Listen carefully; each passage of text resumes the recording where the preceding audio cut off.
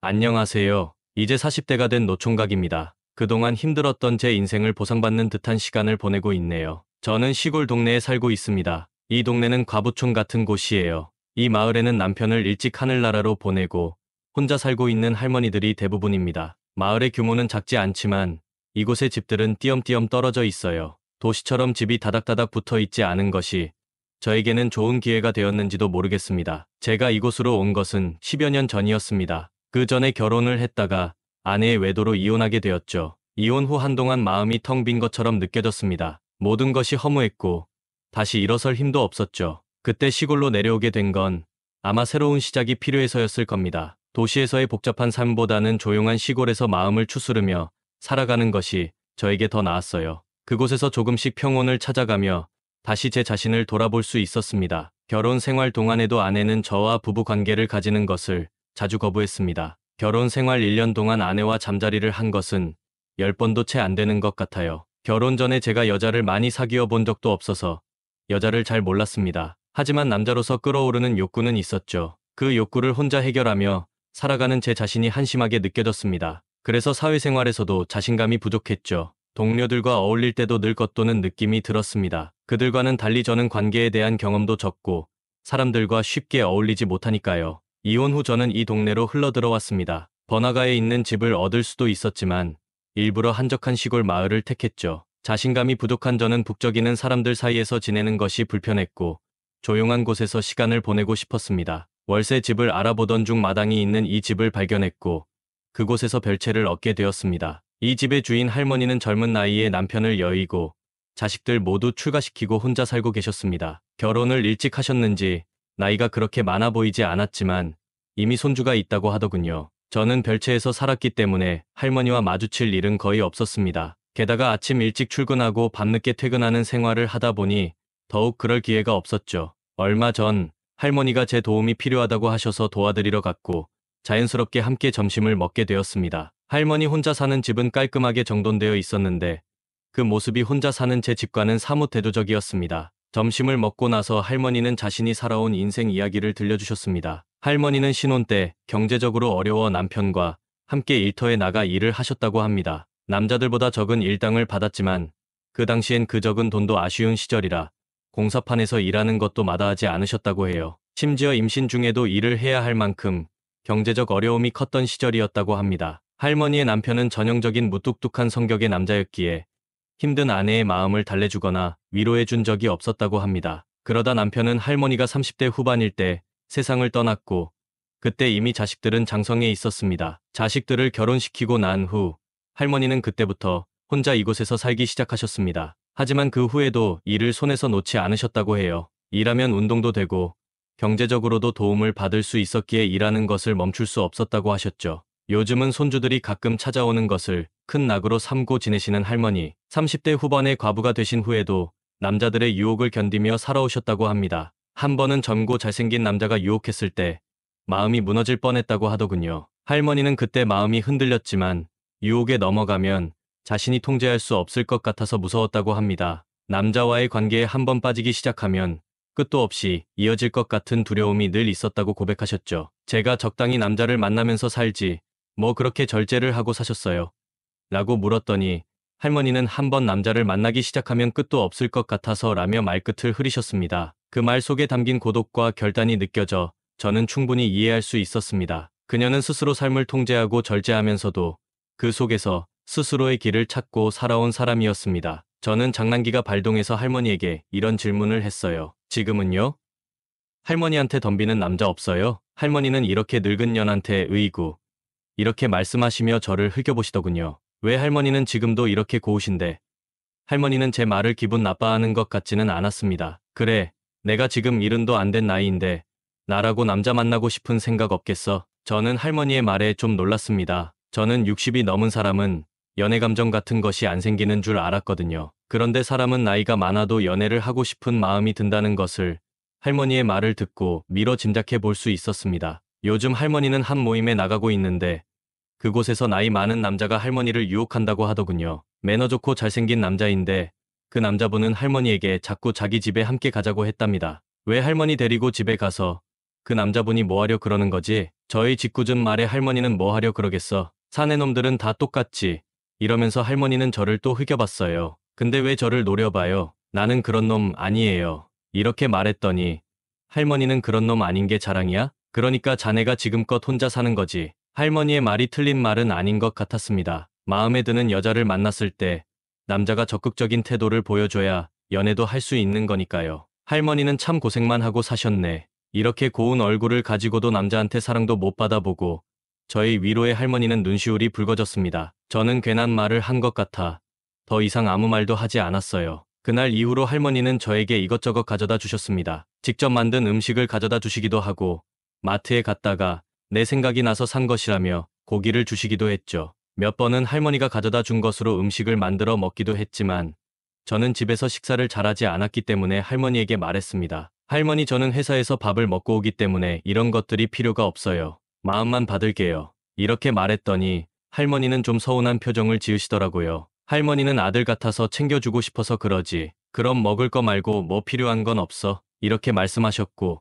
저는 짓궂게 장난을 걸었습니다. 여자 말고는 필요한 거 없어요. 능청스럽게 웃으며 말하는 저를 할머니는 가여운 눈빛으로 바라보셨습니다. 한참 동안 그런 표정으로 저를 바라보시더니 맨날 일만 하지 말고 여자를 좀 만나보고 그러지 라고 말씀하셨습니다. 저는 그럴 시간도 없고 돈도 없어요 라고 대답했죠. 그러자 할머니는 그럼 젊은 남자가 여자 없이 어떻게 살아? 애유하시며 한숨을 쉬었습니다. 그리고는 이어서 자네는 젊고 잘생겼는데 하시며 저를 안타깝게 바라보셨습니다. 할머니는 저를 아들처럼 생각하며 뭐라도 챙겨주고 싶으셨지만 내가 해줄 게 없네. 엄마뻘 되는 늙은 년은 싫을 거 아니야. 이렇게 말씀하시는데 저는 순간 귀를 의심했습니다. 그럼 내가 좋다고 하면 할머니가 제 고민 해결해 줄 거예요? 실실 웃으며 짓궂게 물어보자 할머니는 미소를 띠며 우리가 알고 지낸 게 10년이야. 자네가 내 아들 같은데 내가 뭔들 못해주겠어 라고 하시더군요. 그래서 저는 장난스럽게 그럼 할머니, 나 오늘 밤에 할머니 집으로 갈게요 라고 했더니 할머니는 그래, 와서 나 늙었다고 성내지나 말아라고 농담처럼 대답하셨습니다. 저녁 먹을 시간이 되니 할머니에게서 전화가 왔습니다. 이왕 올 거면 지금 와서 저녁부터 먹고 가. 할머니의 말이 참 고맙게 느껴졌습니다. 안 그래도 배가 고팠거든요. 그래서 저는 샤워를 하고 말끔하게 준비한 뒤 안채로 갔습니다. 집에 도착하니 할머니는 진수성찬을 차려놓고 계셨습니다. 많이 먹어. 혼자 사는 남자는 잘 챙겨 먹지 않아서 건강 해칠 수 있으니 얼른 먹어. 할머니의 말이 끝나기 무섭게 저는 열심히 음식을 입에 넣었죠. 할머니는 제가 먹는 모습을 흐뭇한 표정으로 바라보고 있었습니다. 할머니 좀 드세요 했더니 할머니는 아유, 나는 자네 먹는 모습만 봐도 좋네 라고 대답하셨습니다. 그 순간 할머니가 꼭 제 친할머니처럼 느껴졌습니다. 곱게 나이를 먹은 할머니, 뚜렷한 이목구비와 건강해 보이는 몸. 할머니는 젊었을 때 남자들의 시선을 꽤나 받았을 거란 생각이 들었습니다. 아니, 지금도 충분히 남자들의 관심을 끌 매력을 가지고 계시다는 생각도 들었죠. 저는 그런 할머니가 너무 고마웠습니다. 할머니의 순수한 배려심에 큰 감동을 받았습니다. 그날 밤, 할머니와 저는 밤이 깊도록 뜨거운 시간을 나누며 즐거운 순간을 보냈습니다. 자네는 젊어서 그런지 아직도 팔팔하구먼. 아이고, 늙은 년이 뭐 좋다고 이리 괴롭히는겨. 나 좀 살려줘. 할머니는 이렇게 엄살을 부리시면서도 행복한 얼굴로 제가 원하는 모든 것을 다 받아주었습니다. 그날 새벽에야 겨우 잠이 들었고 저녁 나절이 되어서야 눈을 떴습니다. 눈을 뜨니 할머니는 곱게 머리를 빗고 고운 옷을 입고 부산스럽게 움직이고 계셨습니다. 알고 보니 할머니는 제가 깨어나면 먹을 수 있도록 음식을 준비하고 계셨습니다. 그날 이후로 나는 할머니가 살고 있는 안채에서 자는 날이 많아졌습니다. 하지만 가끔은 혼자 있고 싶은 날도 있었기에 그럴 때는 내 집에서 혼자 잠을 잤습니다. 그래도 할머니는 매일 퇴근 시간에 맞춰 전화를 걸어오셨습니다. 할머니는 늘 저녁을 같이 먹자고 하셨고 그 목소리에는 들뜬 기운이 느껴졌습니다. 사실 저녁을 함께 먹자는 건 단순한 핑계였고 할머니는 젊은 남자의 힘을 느끼고 싶어 하는 것처럼 보였습니다. 나도 그 시간이 싫지 않았습니다. 할머니는 항상 곱게 차려입고 나를 기다려주셨습니다. 매번 정성스럽게 차려진 저녁상을 보면서 나는 문득 궁금해졌습니다. 그래서 어느 날 할머니에게 물어보았습니다. 할머니는 왜 저한테 이렇게 잘해주시는 거예요? 할머니는 잠시 나를 바라보더니 아들 같으니까 그렇지 라고 대답하셨습니다. 그 대답을 듣고 나는 짓궂게 장난을 쳤습니다. 아들한테 이렇게까지 잘해줘도 되는 거예요? 그러자 할머니는 살짝 미소를 지으며 아주 못됐어 라고 하시면서 나를 흘겨보셨습니다. 할머니는 나를 단순히 아들처럼 대하는 것이 아니라 그 이상의 마음을 주고 계신 것 같았습니다. 한 번은 아침 일찍 할머니 집에서 나와 제 집으로 돌아가 출근 준비를 하려고 하는데 옆집 할머니와 마주쳤습니다. 그 할머니는 놀란 듯한 표정으로 나를 바라보며 자네가 거기서 이 시간에 왜 나와? 라는 눈빛을 보내셨습니다. 나는 순간 당황해서 허둥대며 서둘러 내 집으로 들어갔습니다. 그날 주인 할머니는 나에게 놀라운 이야기를 꺼내셨습니다. 옆집 할머니가 우리 관계를 눈치챈 것 같다는 것이었습니다. 나는 어찌해야 할지 몰라 조심스럽게 물었더니 주인 할머니는 그 여자도 참 하시더니 다시 뜻밖의 말을 꺼내셨습니다. 그 여자가 하도 캐묻길래 내가 자네 집에 한번 가보라고 했어. 괜찮지? 라고 말씀하셨습니다. 나는 순간 긴장이 되어 아무 말도 하지 못했는데 할머니는 오늘 그 여자한테 자네 집으로 가보라고 할 테니 그런 줄 알아. 아들 같아서 그러는 거야. 라고 덧붙였습니다. 그 말에 내심 기대가 되기도 했습니다. 그날 저녁 옆집 할머니가 정말 내 집을 찾아왔습니다. 문 앞에서 고개를 숙이고 서 있던 옆집 할머니를 나는 얼른 집 안으로 안내했습니다. 옆집 할머니도 참 고운 분이었습니다. 그리고 어떻게 된 일인지 그날 이후로 동네 할머니들이 번갈아 가며 내 집을 찾아오기 시작했습니다. 어떤 날은 내가 직접 찾아가고 싶은 집으로 가기도 했습니다. 주인 할머니는 그런 상황을 전혀 질투하지 않으시는 듯 보였습니다. 오히려 나를 독점하려는 마음이 없으신 것 같았습니다. 어느 날 나는 조금 섭섭한 마음이 들어 주인 할머니에게 물었습니다. 할머니, 질투도 안 나요? 그러자 할머니는 살짝 미소를 지으며 대답하셨습니다. 내가 이리 늙었어도 여자인데 질투가 왜 안 나겠어?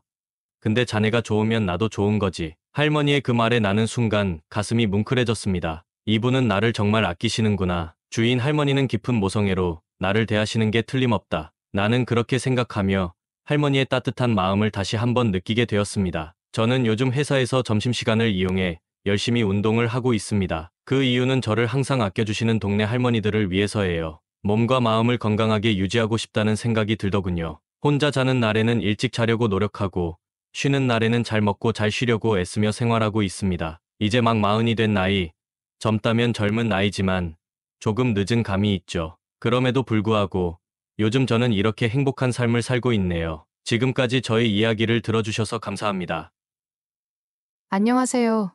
저는 서울에 살고 있는 30대 초반의 강민준이라고 합니다. 1년 전, 저는 아내와 이혼을 했고, 지금은 작은 사업체를 운영하고 있습니다. 제 이야기를 들어보시면 알겠지만, 제 인생은 정말로 드라마틱하게 변했습니다. 저와 아내는 몇 년간 함께 살았지만, 결국 이혼을 하게 되었습니다. 사실 저는 그동안 손만 대면 사업이 망하던 사람이었습니다. 여러 번의 시도 끝에 항상 실패를 거듭하면서 경제적으로 어려움에 처했고, 그로 인해 아내와 매일같이 돈 문제로 싸우게 되었습니다. 아내는 더 이상 사업을 하지 말고 안정적인 직장을 찾으라고 했지만 저는 포기하지 않고 계속해서 도전했습니다. 그러나 잇따른 실패는 우리 사이를 점점 멀어지게 만들었고 아내는 지쳐갔습니다. 결국 아내는 다른 남자와 바람이 나서 집을 떠났고 3개월 후 저는 등기로 이혼 서류를 받았습니다. 그녀는 아무런 설명도 없이 서류만 보냈고 저는 깊은 배신감을 느꼈지만 더 이상 싸우고 싶지 않아서 서류에 도장을 찍고 관계를 정리했습니다. 이혼 후 혼자가 되었지만 저는 포기하지 않았습니다. 오히려 이혼이 저에게는 새로운 동기부여가 되었습니다. 저는 사업에 모든 열정을 쏟아부으며 반드시 성공하겠다고 결심했습니다. 처음에는 아무도 제 작은 사업에 관심을 가지지 않았고 하루하루가 힘든 싸움이었지만 저는 쉽게 물러서지 않았습니다. 매일 새로운 전략을 고민하고 고객들의 의견을 반영하며 사업을 개선해 나갔습니다. 그리고 어느 날 제 사업이 점차 사람들 사이에서 입소문을 타기 시작했습니다. 고객들이 제 서비스에 만족하면서 소문이 퍼졌고 결국 제 사업은 예상치 못한 대성공을 거두게 되었습니다. 저는 인생의 전환점을 맞이하게 되었지만 제 마음속에는 여전히 아내에 대한 씁쓸한 감정이 남아 있었습니다. 그녀가 제가 가장 힘들 때 떠나버린 것, 그리고 제가 성공했을 때 그녀가 없었다는 사실이 저를 계속 괴롭혔습니다. 그러나 저는 과거를 떨쳐내고 성공을 발판 삼아 더 나은 삶을 살기로 결심했습니다. 이혼한 지 2년이 지나 사업은 크게 성공했습니다. 그의 삶은 이제 안정되고 주변 사람들 사이에서 성공한 사업가로 자리 잡아가고 있었습니다. 모든 것이 잘 풀려가던 어느 날 예상치 못한 전화를 받게 되었습니다. 그것은 바로 2년 전 이혼한 아내로부터 걸려온 전화였습니다. 그녀는 간절한 목소리로 민준에게 만나자고 했고 오랜 시간 고민했지만 결국 그녀가 무슨 일로 연락해온 건지 알아보기 위해 약속을 잡았습니다. 서울의 한 조용한 카페에서 민준은 아내를 기다렸습니다. 마음속에서는 여러 가지 감정이 뒤섞였습니다. 성공한 지금 왜 그녀가 다시 나타난 건지 궁금하기도 하고, 한편으로는 그녀에 대한 씁쓸한 기억들이 떠올랐습니다. 잠시 후 문이 열리고 아내가 들어왔습니다. 민주는 그녀를 보고 놀랐습니다. 한때 아름답고 자신감 넘치던 모습은 사라지고 초췌하고 지친 모습이었습니다. 그녀는 앉자마자 힘겹게 입을 열고 그동안 자신에게 무슨 일이 있었는지 이야기하기 시작했습니다. 그녀는 집을 나간 후 제비족 같은 남자를 만나 함께 지내며 새로운 삶을 시작하려 했지만 그 남자는 그녀의 돈을 모두 빼앗아 갔습니다. 그녀는 그에게 모든 걸 걸었지만 결국 그는 그녀를 배신하고 떠났습니다. 그 이후에도 몇 명의 남자들을 만났지만 모두 그녀를 이용만 했을 뿐 진심으로 대하지 않았습니다. 결국 그녀는 한 남자의 아이를 임신하게 되었는데 알고 보니 그 남자는 유부남이었습니다. 그 사실을 알게 된 후 그는 그녀와 아이를 버리고 도망갔습니다. 홀로 남겨진 그녀는 절망에 빠져 어떻게 살아가야 할지 막막했습니다. 아내는 민준에게 그동안 자신이 저지른 잘못을 용서해달라며 다시 받아달라고 눈물로 호소했습니다. 하지만 민준은 그녀를 다시 받아들일 수 없다는 확신이 들었습니다. 그는 미안하지만 그녀와 다시 시작할 수는 없다고 단호히 말했습니다. 그러나 뱃속의 아이를 생각해 최소한의 도움은 주겠다고 했습니다. 아이가 태어나고 그녀가 자립할 수 있을 때까지 머물 수 있는 작은 아파트와 생활비를 지원하겠다고 제안했습니다. 아내는 민준의 제안을 받아들이며 눈물을 흘렸지만 민준은 마음을 굳게 먹었습니다. 더 이상 그녀와의 관계를 이어갈 수 없다는 것을 느끼며 그녀에게 다시는 찾아오지 말라고 말했습니다. 민준은 복잡한 감정을 안고 집으로 돌아오며 이미 자신의 마음속에 다른 누군가가 자리 잡고 있음을 깨달았습니다. 아내와의 재회 후 민준은 여러 가지 감정에 휩싸였지만 마음 한구석에는 이미 새로운 설렘이 자리 잡고 있었습니다. 그 설렘의 대상은 바로 그의 아파트 앞집에 사는 여성이었습니다. 그녀는 30대 초반 정도로 보였고 초등학교 1학년 정도의 아이와 함께 살고 있었습니다. 민준은 그녀를 볼 때마다 가슴이 뛰곤 했습니다. 그녀와 마주치는 일이 잦아지면서 민준은 자연스럽게 그녀에게 끌리게 되었습니다. 그녀는 마치 베일에 쌓인 듯 신비로운 분위기를 풍겼고 민준은 그녀에 대해 알고 싶은 마음이 날이 갈수록 커져만 갔습니다. 그래서 민준은 그녀에게 자연스럽게 다가가기 위한 계획을 세우기 시작했습니다. 먼저 민준은 앞집 여자가 언제 집을 나서고 들어오는지를 파악하기 위해 그녀의 일정을 슬쩍 관찰했습니다. 그녀는 주로 아이를 학교에 데려다 주거나 데려오는 시간에 맞춰 집을 나섰고 민준은 그 시간대에 맞춰 자신도 집을 나서기로 했습니다. 우연히 마주치기 위해 쓰레기를 버리러 나가는 척하거나 산책을 나가는 척하며 그녀와 마주치는 빈도를 늘려갔습니다. 그런 식으로 몇 번의 우연한 만남이 쌓이자 민주는 용기를 내어 대화를 시도하기로 결심했습니다. 어느 날 아침, 민주는 그녀가 아이를 학교에 데려다주는 시간에 맞춰 쓰레기를 버리러 나갔습니다. 마침 그녀가 아이와 함께 문을 열고 나오는 순간이었고 민주는 밝게 인사를 건넸습니다. 안녕하세요. 매일 아침마다 뵙네요. 민주는 웃으며 말했습니다. 앞집 여자는 놀란 듯 잠시 멈칫하더니 곧 웃으며 인사를 받아주었습니다. 네, 그러게요. 자주 뵙는 것 같네요. 이 짧은 대화로 민주는 그녀와의 거리가 조금씩 가까워지고 있다는 자신감을 얻었습니다. 그는 좀 더 계획적으로 다가가야겠다고 생각했습니다. 그래서 다음 날부터는 그녀가 집을 나서는 시간을 정확히 맞춰 그녀가 나오는 순간을 포착해 몇 번 더 인사를 건넸습니다. 민주는 자신을 그녀의 일상에 자연스럽게 녹아들게 만들기 위해 작은 기회를 놓치지 않았습니다. 어느 날, 비가 내리던 날씨에 그녀가 아파트 입구에서 우산을 접고 있는 것을 보았습니다. 민주는 타이밍을 놓치지 않고 그녀에게 다가갔습니다. 우산이 잘 안 접히네요. 도와드릴까요? 민주는 자연스럽게 말을 걸었습니다. 앞집 여자는 살짝 놀란 듯 했지만 민준의 도움을 받아 우산을 접으며 미소를 지었습니다. 감사해요. 요즘 우산이 잘 말을 안 듣네요. 민주는 그녀의 우산을 접어주면서 짧은 대화를 이어갔고 그녀는 민준의 친절함과 재치에 점점 더 마음의 문을 열기 시작했습니다. 며칠 후 민주는 아파트 엘리베이터에서 우연히 그녀와 함께 타게 되었습니다. 그때 그녀가 먼저 말을 꺼냈습니다. 우리 커피 한잔 하실래요? 매일 이렇게 마주치는데 정식으로 인사도 못 드린 것 같아서요. 앞집 여자는 자연스럽게 제안했습니다. 민주는 놀라면서도 기쁜 마음으로 답했습니다. 좋아요. 언제가 좋으세요? 그녀는 웃으며 내일 오후 시간 괜찮으시면 근처 카페에서 뵈어요. 라고 말했습니다. 그날 이후 민준과 그녀는 자주 연락을 주고받으며 서로의 일상에 대해 이야기했습니다. 민준은 그녀와의 만남을 점점 더 기대하게 되었고, 그녀 역시 민준에게 호감을 느끼며 그와의 시간을 즐기기 시작했습니다. 어느 날 밤, 그녀는 아이를 재운 후 민준의 집으로 가겠다고 말했습니다. 민준은 설레는 마음으로 집을 정리하고 함께할 음식을 준비하며 그녀를 기다렸습니다. 그는 이 만남이 단순한 호감을 넘어 서로에게 진지한 감정을 확인하는 계기가 되기를 기대하고 있었습니다. 그날 밤, 민준은 설레는 마음으로 그녀를 집에 초대했습니다. 그녀를 위해 준비한 음식들과 여러 종류의 술을 꺼내 놓고 그녀가 오기만을 기다렸습니다. 민준은 그녀가 어떤 것을 좋아할지 몰랐기에 가능한 모든 것을 준비한 것이었죠. 시간이 지나 드디어 현관벨이 울렸습니다. 드디어 왔구나.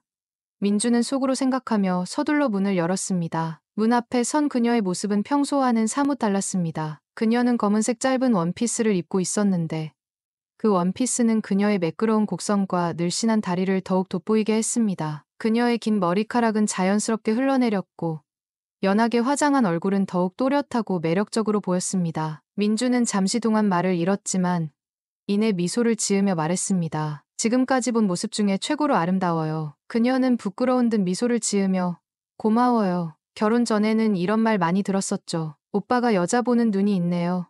라며 살짝 윙크를 했습니다. 민주는 처음 받아보는 윙크에 당황한 나머지 어색하게 따라하며 웃음을 터뜨렸습니다. 민주는 그녀를 집 안으로 안내하며 남자 혼자 사는 집이라 조금 어수선할 수도 있는데 이해해주세요. 라고 말했습니다. 그녀는 집 안을 둘러보며 괜찮아요. 오히려 초대해줘서 고마워요. 라며 민준에게 손을 내밀어 악수를 청했습니다. 민준은 그 손을 꼭 잡았고 그녀는 손을 빼지 않고 자연스럽게 다른 손으로 민준의 손을 감싸며 말했습니다. 솔직히 저도 오빠를 몰래 지켜봤어요. 얼굴도 잘생기고 매너도 좋아서 오늘 같은 날을 내심 기다리고 있었죠. 대화를 나누던 중 그녀는 직설적으로 오빠는 왠지 밤의 능력도 좋을 것 같아요. 라며 농담을 던졌습니다. 민준은 잠시 당황했지만 이내 미소를 지으며 그건 직접 경험해봐야 알 수 있지 않을까요? 라고 받아쳤습니다. 그녀는 웃으며 맞아요.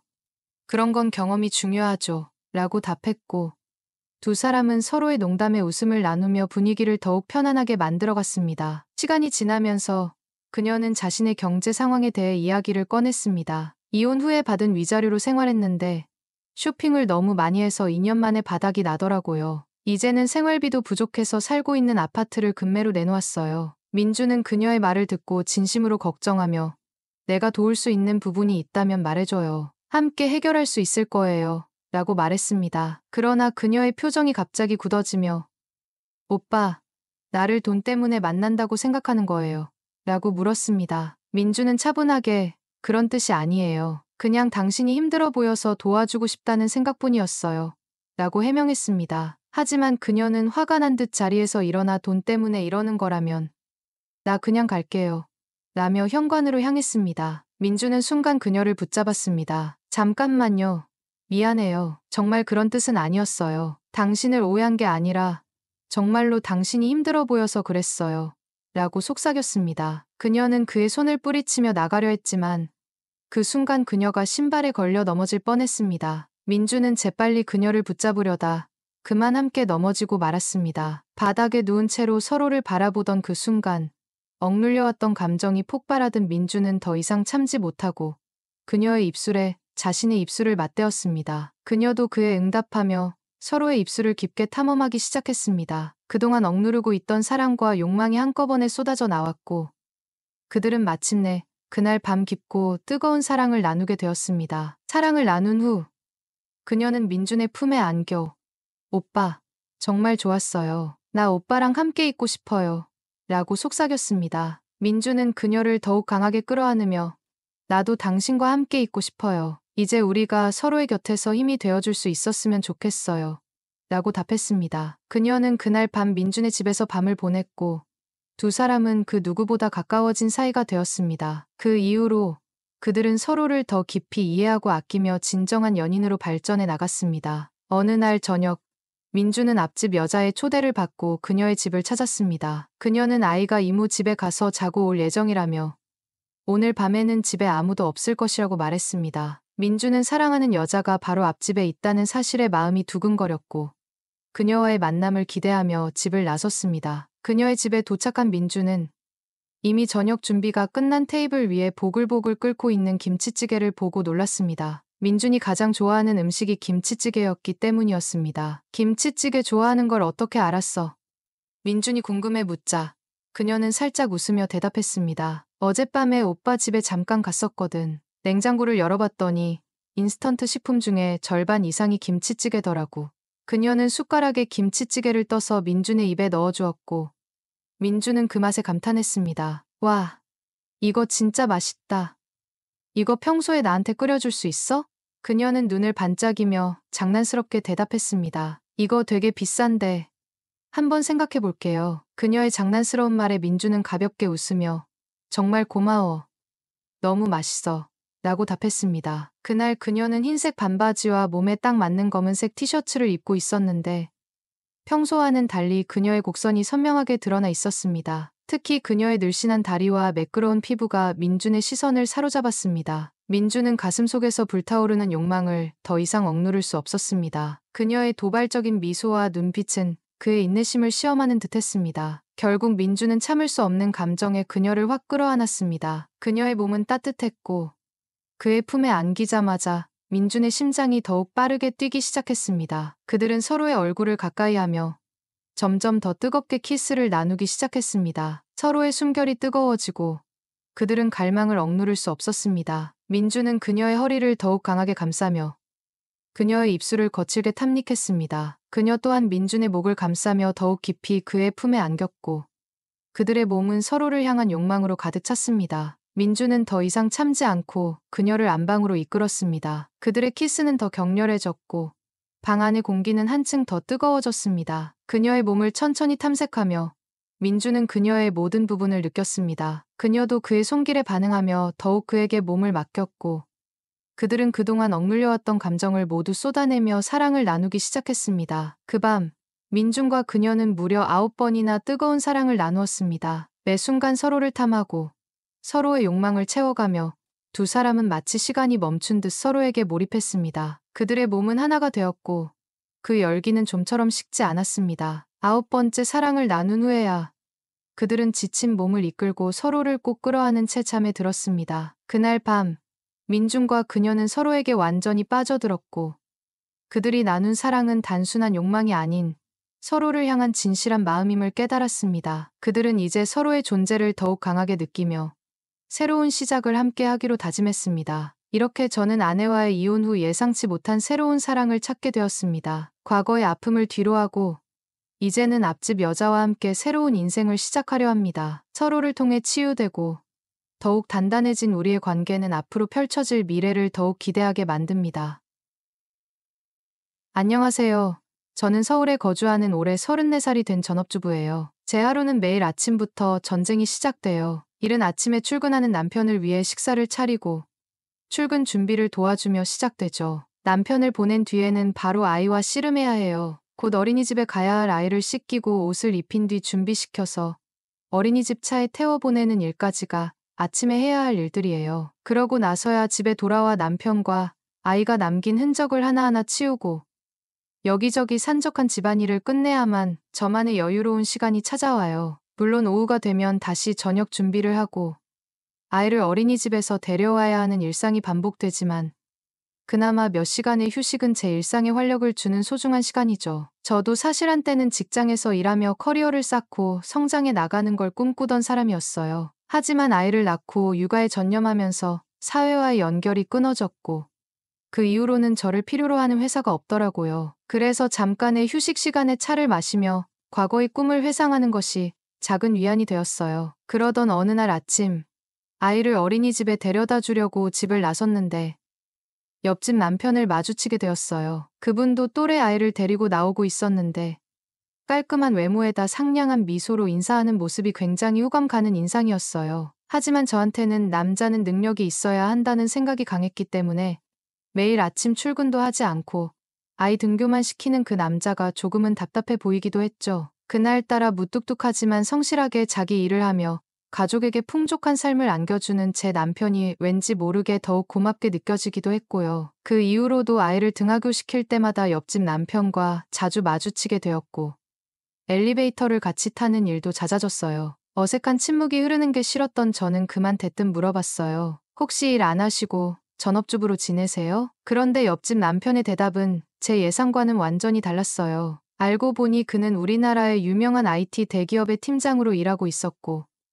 현재는 회사 방침에 따라 재택근무를 하고 있다고 하더라고요. 순간 속물 같지만 누구나 아는 그 대기업의 팀장이라고 하니 그 남자가 한순간에 다르게 보였어요. 그리고 제가 미처 깨닫지 못했던 편견을 반성하게 됐죠. 출근을 하지 않는다고 해서 그리고 아이의 등하교를 책임진다고 해서 그를 섣불리 판단했던 제 자신이 조금 부끄러워졌어요. 그런 이야기를 듣고 나니까 마음이 조금씩 열리기 시작했어요. 그날 이후로 아이를 어린이집에 데려다 주거나 데리고 오는 길에 옆집 남자와 자연스럽게 대화하는 일이 많아졌어요. 그 남자는 굉장히 유쾌하고 친절해서 이야기 나누는 게 참 즐거웠어요. 저와 대화가 잘 통했고 공통 관심사도 많다 보니 대화가 끊이지 않았죠. 어느 날은 서로 아이를 데리고 돌아오면서 이야기를 하다 보니 집 앞에 다 와서까지도 계속 이야기하게 되었어요. 이야기의 여운이 쉽게 사라지지 않아서 결국 집 앞에서 10분이나 더 이야기를 이어가다가 아쉬움을 뒤로하고 각자의 집으로 들어가게 된 적도 있었죠. 그런 순간이 계속되면서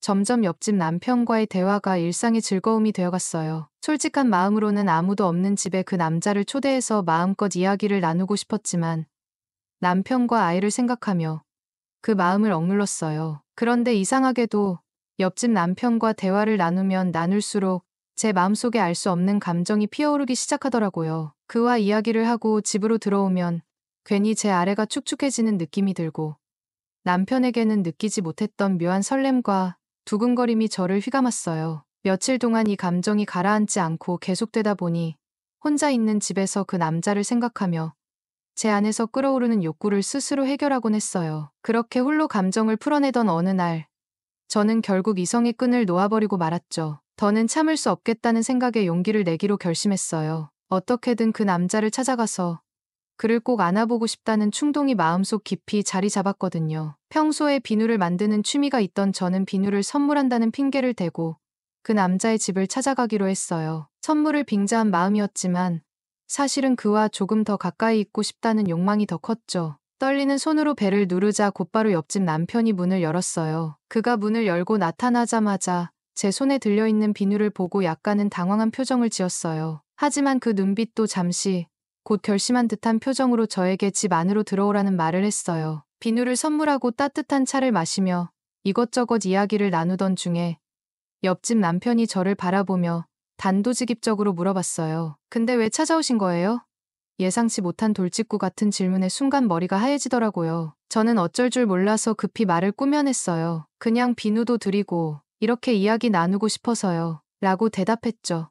하지만 그도 바보는 아니었겠죠. 대낮에 아무도 없는 집에 굳이 찾아와서 선물을 들고 온 저의 진짜 의도를 모를 리가 없었어요. 옆집 남편은 저를 꿰뚫어보는 듯한 눈빛으로 쳐다보다가 제 대답에 웃음을 지으며 이렇게 말했어요. 솔직하게 말해주지 않으니까 제가 하나 부탁을 해야 할 것 같은데요. 그리고는 잠시 뜸을 들이더니 집안일 하느라 서로 땀도 많이 흘렸을 텐데 선물로 가져온 비누로 서로의 몸을 씻겨주자고 제안하는 거예요. 순간 심장이 쿵 내려앉는 느낌이 들었어요. 그 예상치 못한 제안에 너무 놀라서 멍하니 몇 초 동안 아무 말도 할 수가 없었죠. 머릿속에서는 이런 상황이 맞는지, 내가 지금 뭘 하고 있는지 수백 가지 생각이 오고 갔어요. 하지만 그와 함께하고 싶은 마음과 욕망이 이미 깊이 자리 잡고 있었던 건 부정할 수 없었어요. 그리 길지 않은 침묵 끝에 저는 그의 눈을 피하지 않고 조용히 대답했어요. 알겠어요. 옷 벗고 욕실로 갈게요. 이후 옆집 남편도 저를 따라 욕실로 들어왔고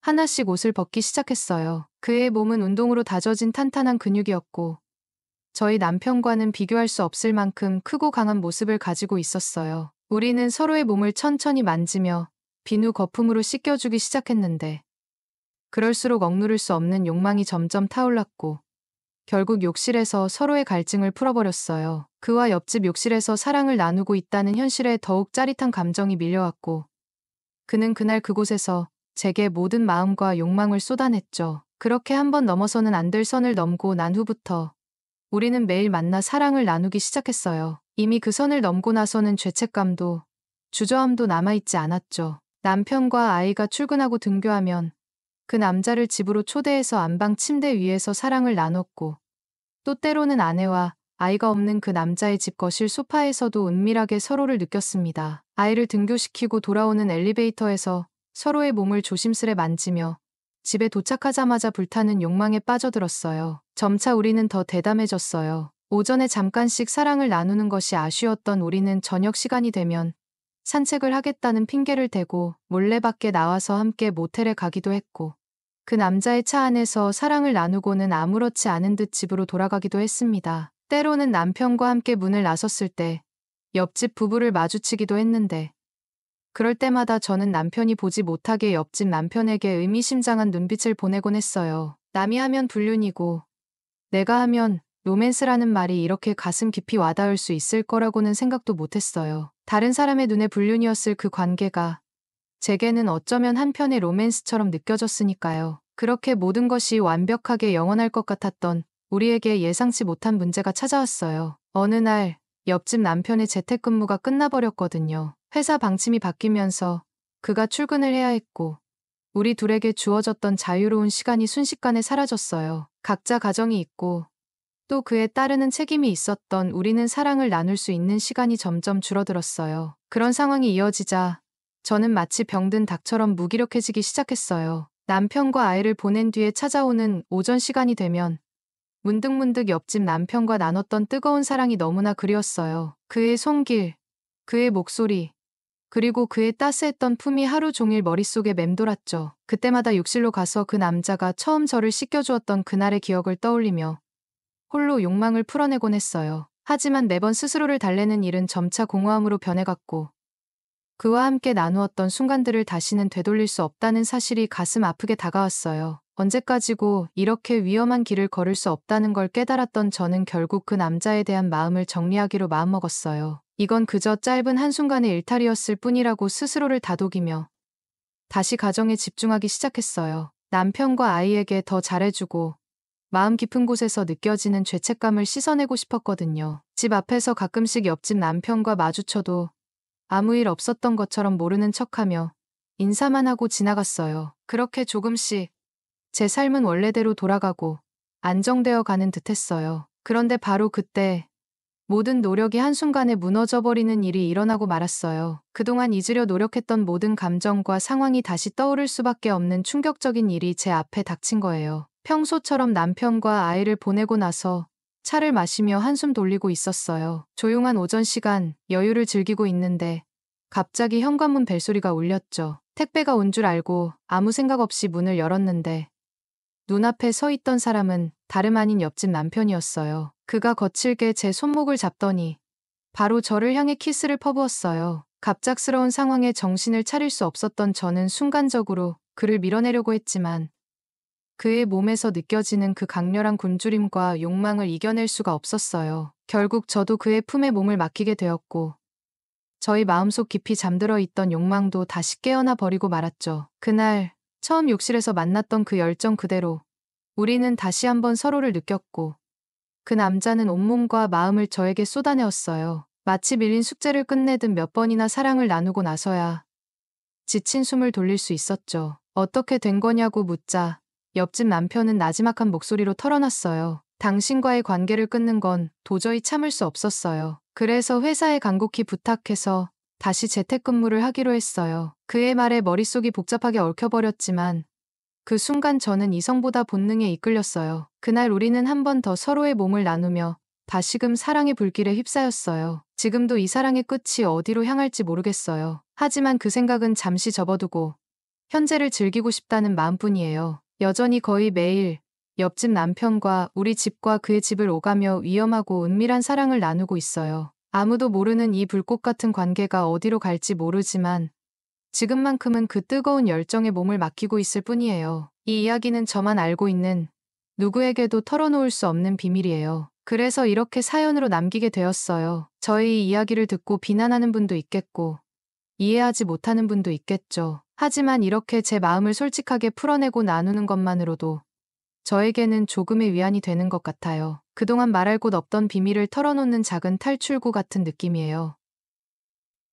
안녕하세요. 저는 결혼한 지 3년 차에 접어든 평범한 남편입니다. 와이프와는 연애 6년을 하고 결혼했으며 지금까지 큰 문제 없이 안정적인 결혼 생활을 이어가고 있었습니다. 하지만 어느 날부터 저는 예상치 못한 감정에 사로잡히기 시작했습니다. 그 감정의 대상은 다름 아닌 장모님이었습니다. 장모님은 세련된 도시적인 매력을 지닌 분이셨고 55세라는 나이에도 불구하고 40대 중반으로 보일 만큼 젊고 아름다웠습니다. 그녀의 차분하고 따뜻한 성격은 저에게 편안함을 주었지만 시간이 지날수록 저는 알 수 없는 이끌림을 느끼게 되었습니다. 그 감정이 처음 시작된 것은 몇 달 전의 일이었습니다. 어느 날 와이프와 함께 장모님 댁에서 점심을 함께한 후 한가로운 오후를 보내고 있었습니다. 점심 식사 후 와이프는 거실에서 TV를 보고 있었고 장모님은 안방에서 잠시 쉬시겠다고 하셨습니다. 저는 목이 말라 냉장고에서 물을 꺼내 마시기로 했습니다. 냉장고를 향해 걸음을 옮기던 중 문득 안방 쪽에서 문이 살짝 열려 있는 것을 보게 되었습니다. 원래라면 신경 쓰지 않았을 사소한 일이었지만 그날은 이상하게도 발걸음이 그쪽으로 향하게 되었습니다. 문틈 사이로 어렴풋이 보이는 장모님의 모습이 제 시선을 끌었던 것입니다. 그 순간 저는 무심코 걸음을 멈추고 안방을 향해 시선을 돌렸습니다. 문이 완전히 닫히지 않은 채 살짝 열려 있었고 그 틈 사이로 장모님이 침대에 반쯤 누워 계신 모습이 비쳐 보였습니다. 그녀는 휴식을 취하고 계셨는데 그녀의 원피스가 살짝 올라가 허벅지 깊은 곳까지 드러나 있었습니다. 그 광경은 눈을 뗄 수 없을 만큼 강렬했습니다. 장모님의 허벅지는 매끄럽고 탄력적이었으며 방 안으로 들어오는 햇빛이 그녀의 피부를 부드럽게 감싸고 있었습니다. 순간적으로 심장이 두근거리기 시작했고 시간이 멈춘 듯 그 장면에 빠져들었습니다. 지금 이게 무슨 상황이지? 라는 생각이 머릿속을 스치면서도 제 시선은 여전히 문틈 사이에 장모님에게 고정되어 있었습니다. 그녀의 다리는 길게 뻗어 있었고 원피스는 아슬아슬하게 걸쳐져 있어 더 이상 올라가지 않을 듯 보였습니다. 제 안에서 무언가가 서서히 깨어나는 듯한 느낌이 들었고 저는 그 감각을 억누르려 애썼지만 쉽지 않았습니다. 마치 시간이 느리게 흘러가는 것처럼 저는 그 자리에서 움직일 수 없었습니다. 온몸이 경직되고 심장은 점점 더 빠르게 뛰기 시작했습니다. 긴장감이 극에 달했고 저는 숨을 죽인 채 그 광경을 지켜보았습니다. 그러나 이내 이 상황이 잘못되었다는 걸 자각하고 어렵게 고개를 돌려 주방으로 향했습니다. 그날 이후 장모님에 대한 감정은 점점 더 커져만 갔고 그 감정에서 벗어날 수 없게 되었습니다. 어느 날 우리는 장모님과 함께 저녁을 먹기로 약속했습니다. 와이프는 장모님이 혼자 계시는 것을 염려하며 함께 시간을 보내자는 제안을 했고 저는 그 제안에 흔쾌히 동의했습니다. 저녁 시간이 다가오자 와이프가 회사에서 급히 전화를 받았습니다. 예상치 못한 일로 회사에 문제가 생겼다는 것이었습니다. 와이프는 전화를 끊고 나서 저에게 미안한 표정을 지으며 말했습니다. 여보, 정말 미안한데 내가 지금 회사에 돌아가야 할 것 같아. 급한 일이 생겨서 오늘 야근을 해야 할 것 같아. 저는 그녀가 얼마나 바쁜 상황인지 알고 있었기에 이해했습니다. 괜찮아. 어차피 장모님과 약속한 거니까 내가 혼자라도 다녀올게. 와이프는 고맙다는 말을 하며 장모님께 미안하다고 전해달라고 부탁했습니다. 저는 그녀를 배웅한 후 장모님 집으로 향했습니다. 장모님 집에 도착했을 때 집 안은 고요했습니다. 저는 장모님이 어디 계신지 찾기 위해 현관문을 조심스럽게 열고 들어갔습니다. 집 안으로 들어서자마자 식탁에 이미 여러 가지 음식이 차려져 있는 것이 눈에 들어왔습니다. 장모님이 정성껏 준비해둔 음식들이 식탁을 가득 채우고 있었습니다. 와이프와 저를 위해 많은 신경을 쓰셨다는 것을 느낄 수 있었습니다. 그러나 이상하게도 장모님은 보이지 않았습니다. 저는 혹시 장모님이 잠시 어디를 가셨나 생각하며 거실을 둘러보았습니다. 그때 욕실 쪽에서 물소리가 들려왔습니다. 장모님이 음식을 준비하시고 나서 샤워를 하고 계신 것이 분명했습니다. 저는 잠시 당황했지만 장모님이 여러 음식을 준비하시느라 땀을 많이 흘리셨을 것이란 생각에 미안한 마음이 들었습니다. 그녀가 얼마나 신경을 쓰셨는지 생각하니 저도 모르게 마음이 불편해졌습니다. 저는 거실에 앉아 장모님이 나오시기를 조용히 기다렸습니다. 그런데 갑자기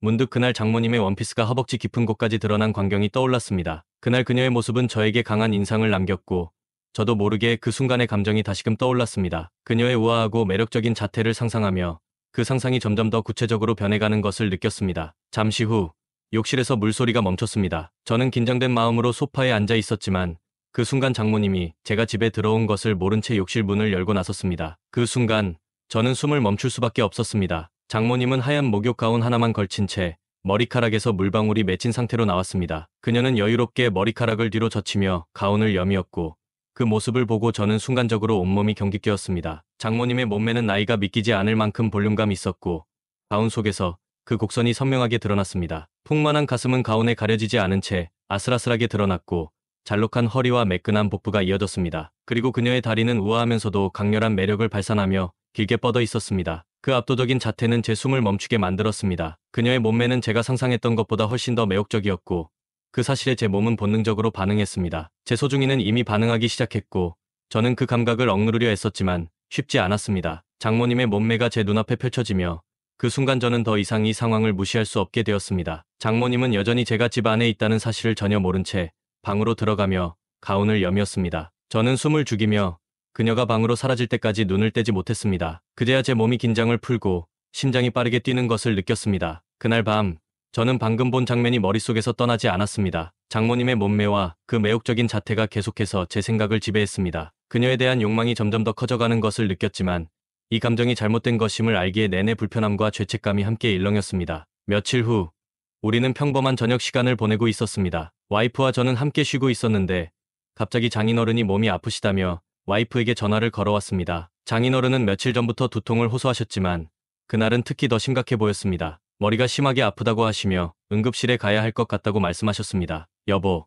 아빠가 많이 아프신 것 같아. 빨리 가봐야 할 것 같아. 와이프는 다급하게 말했습니다. 우리는 서둘러 장모님 집으로 향했습니다. 장인어른은 정말로 몸이 많이 안 좋으셨고 곧바로 응급실로 향했습니다. 병원에 도착해 여러 검사를 받았고 의사는 신속히 처치를 진행했습니다. 와이프는 장인어른 곁에서 지켜보며 걱정스러운 표정을 감추지 못했습니다. 한참 후 의사는 장인어른에게 필요한 모든 검사를 마쳤으며 결과가 나올 때까지 병원에 입원해 경과를 지켜봐야 한다고 설명했습니다. 와이프는 그 말을 듣고는 안도의 한숨을 내쉬면서도 여전히 긴장한 표정으로 장인어른을 돌보고 있었습니다. 장모님 역시 병원에서 장인어른을 지키고 있었지만 얼굴에는 지친 기색이 역력했습니다. 와이프는 장모님을 바라보며 걱정스러운 목소리로 말했습니다. 엄마, 너무 피곤해 보이세요. 제가 아빠랑 있을 테니까 엄마는 먼저 집에 가서 쉬세요. 장모님은 처음에는 거절하려 했지만 와이프의 간곡한 부탁에 결국 제가 장모님을 집으로 모시고 가기로 했습니다. 집으로 돌아오는 동안 장모님은 차 안에서 내내 창백한 얼굴로 어지럽다고 하셨습니다. 집에 도착하자마자 장모님은 거의 혼절할 듯 소파에 쓰러지듯 앉으셨습니다. 저는 걱정스러운 마음에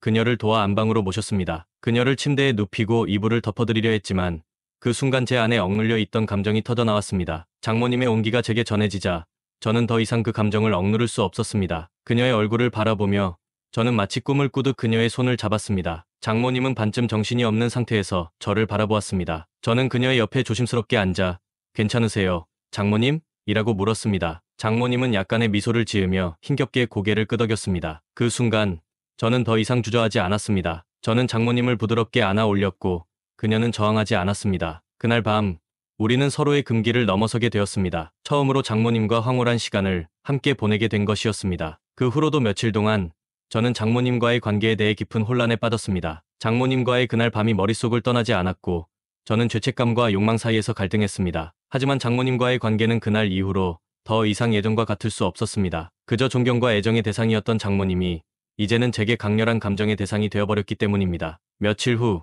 장모님께서 저에게 전화를 걸어오셨습니다. 사위, 요즘 얼굴 보기 힘들구나. 집에 놀러 오지 않아서 서운하네. 언제 시간 되면 우리 집에 한번 와. 내가 사위 좋아하는 장어 해 놓을게. 저는 그녀의 말에 망설였지만 결국 그녀의 초대를 받아들였습니다. 장모님의 집을 다시 방문했을 때 우리는 서로의 눈빛 속에서 말로 하지 않아도 알 수 있는 감정을 느꼈습니다. 우리 사이의 비밀스러운 관계는 점점 더 깊어져만 갔습니다. 장모님은 저를 바라보며 조용히 말했습니다. 사위, 우리가 이렇게 되리라고는 생각지도 못했지만 이제는 서로에게 솔직해져야 할 것 같아. 저는 그녀의 말에 동의하며 앞으로의 관계에 대해 진지하게 고민하게 되었습니다. 우리 사이의 금단의 관계는 이제 단순한 유혹을 넘어서 서로에 대한 깊은 이해와 감정으로 발전해 나가고 있었습니다. 그 후로 우리는 점점 더 자주 만나게 되었습니다. 와이프가 바쁜 날이나 집에 없을 때마다 저는 장모님을 찾아갔습니다. 우리는 서로의 감정을 숨기지 않았고 시간이 지날수록 그 감정은 더욱 깊어졌습니다. 어느 날 장모님은 제가 오기를 기다리며 저를 맞이했습니다. 와이프는 출장을 떠난 상황이었고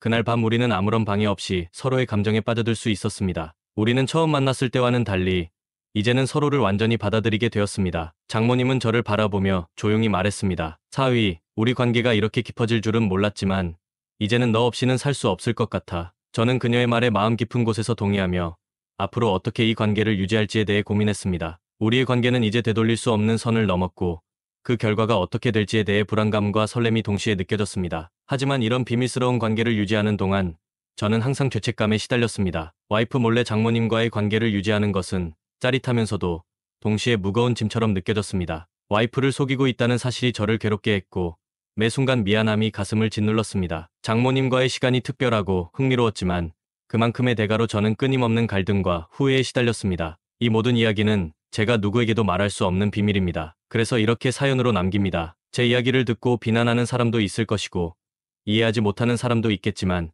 이 비밀을 간직하며 살아가는 것이 저에게는 너무나도 힘들었습니다. 지금도 이 관계가 올바른지에 대해 끝없는 고민을 하고 있지만 어쩌면 이 이야기를 나누는 것만으로도 저에게는 조금의 위안이 될 수 있을 것 같습니다.